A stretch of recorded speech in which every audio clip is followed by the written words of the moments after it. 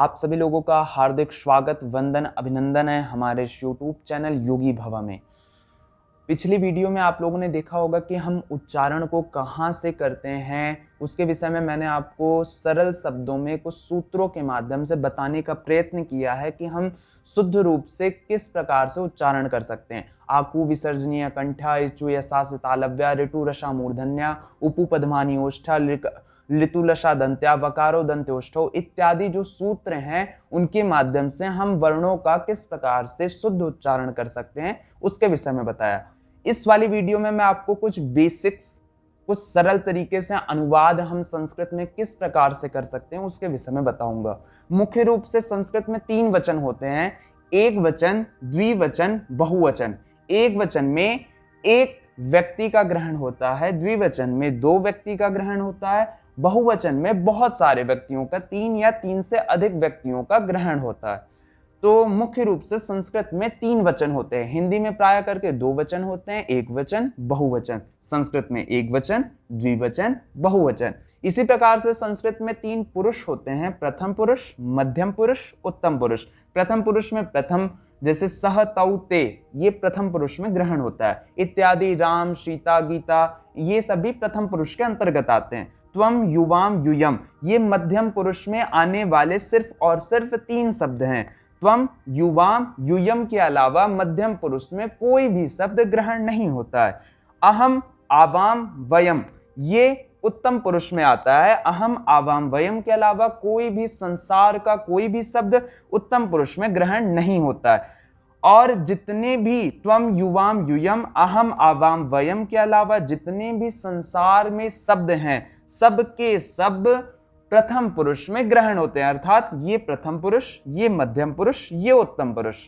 ये हमारे सामने क्रिया है जिसे धातु रूप कहते हैं। पठती, पठता, पठंती, पठसी, पठथः, पठथ, पठामि, पठावह, पठामह।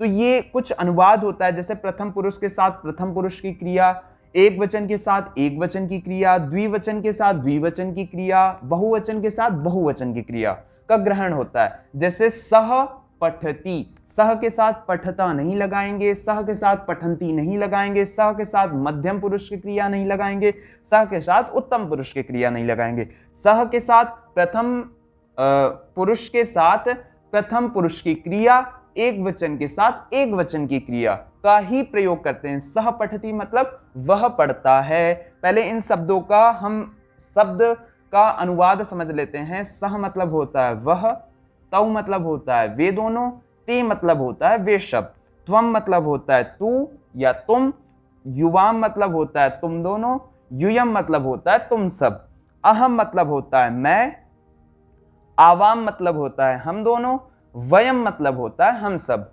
इसी प्रकार से पठती मतलब होता है पढ़ता है, पठता मतलब वे दोनों पढ़ते हैं, पठंती मतलब वे सब पढ़ते हैं, पठसी मतलब तू पढ़ता है, पठता मतलब तुम दोनों पढ़ते हो, पठथ मतलब तुम सब पढ़ते हो या तुम 3 पढ़ते हो, पठामी मतलब मैं पढ़ता हूं, पठावा मतलब हम दोनों पढ़ते हैं, पठामा मतलब हम सब पढ़ते हैं।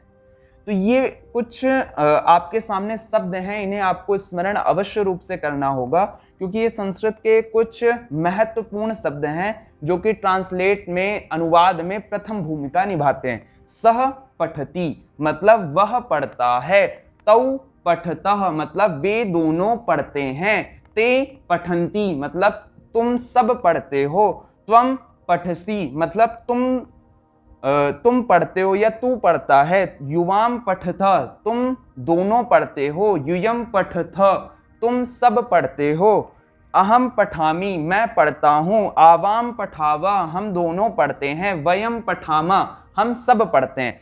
इसका इसके साथ ग्रहण नहीं होगा, इसका इसके साथ ही ग्रहण होगा, इसका इसके साथ ही ग्रहण होगा। मतलब तौ पठता, ते पठंती, ते के साथ पठती नहीं आएगा। इस चीज का हमें बहुत ध्यान देना है। प्रथम पुरुष के साथ प्रथम पुरुष की क्रिया, मध्यम पुरुष के साथ मध्यम पुरुष की क्रिया, उत्तम पुरुष के साथ उत्तम पुरुष की क्रिया। उसी प्रकार से एक वचन के साथ एक वचन, द्विवचन के साथ द्विवचन, बहुवचन के साथ बहुवचन। तो ये सिर्फ मैंने एक क्रिया आपके समक्ष में लिखी है, पठती, पठतः, पठंती। इसी प्रकार से अनेक क्रिया हैं, जैसे भू, भवती भवता भवन्ति। भू मतलब होता है होना, जैसे वह होता है, भवती स भवति, तौ भवतः ते भवन्ति, त्वं भवसि, युवां भवथ, यूयं भवथ, अहं भवामि, वय आवां भवावह, वयं भवामः। इसी प्रकार से हस, हस मतलब होता है हंसना, सह हसति, तौ हसतः, ते हसन्ति। कुछ इस प्रकार से रक्ष होता है रक्षति, रक्षतः, रक्षन्ति, रक्षसि, रक्षथ, रक्षथ, रक्षामि, रक्षाव, रक्षामा। वद होता है बोलना, वदति, वदतः, वदन्ति, वदसि, वदथ, वदथ, वदामि, वदावह, वदामः। पच मतलब होता है पकाना, पचति, पचता, पचन्ति, पचसि, पचता, पचत, पचामि, पचावा, पचामा। कुछ इसी प्रकार से मैंने धातु रूप दिए हैं, जैसे नम मतलब होता है नमस्कार करना, नमति, नमता, नमन्ति, ऐसे चलता है। और गम मतलब होना है जाना, गम को गच्छ आदेश हो जाता है, गच्छति, गच्छता, गच्छन्ति, गच्छसि, गच्छता, गच्छत, गच्छामि, गच्छाव, गच्छामः। दृश्य को पश्च से आदेश हो जाता है, पश्यति, पश्यता, पश्यन्ति, पश्यसि, पश्यता, पश्यत। और दूसरी चीज सबसे महत्वपूर्ण है, ये लट लकार है। कौन सा है? लट। ये लट लकार है। संस्कृत में मुख्य रूप से 11 लकार होते हैं। एक लकार का वेदों में प्रयोग किया जाता है। मुख्य रूप से 5 लकारों का प्रयोग सरल अनुवादों में किया जाता है, जो कि प्रारंभिक रचना अनुवाद कौमुदी में ग्रहण है। 5 लकार, लट लकार, लोट लकार, लंग लकार, विधिलिंग लकार, और 5वां लकार है लिट लकार, भविष्यत काल। लट लकार कहते हैं वर्तमान काल को, लोट लकार कहते हैं आज्ञा देना या लेने अर्थ में, लंग लकार कहते हैं भूतकाल को, विधिलिंग लकार कहते हैं चाहिए अर्थ में, और लिट लकार कहते हैं भविष्यत काल। तो संस्कृत में मुख्य रूप से वैसे तो 11 लकार होते हैं, 10 लकारों का रचना अनुवाद कौमुदी में बताया गया है, और जो प्रारंभिक रचना अनुवाद कौमुदी है उसमें मुख्य रूप से 5 लकार के विषय में बताया गया है, जो कि शुरुआत में मैं आपको कुछ 5 लकारों के विषय में ही पढ़ाऊंगा।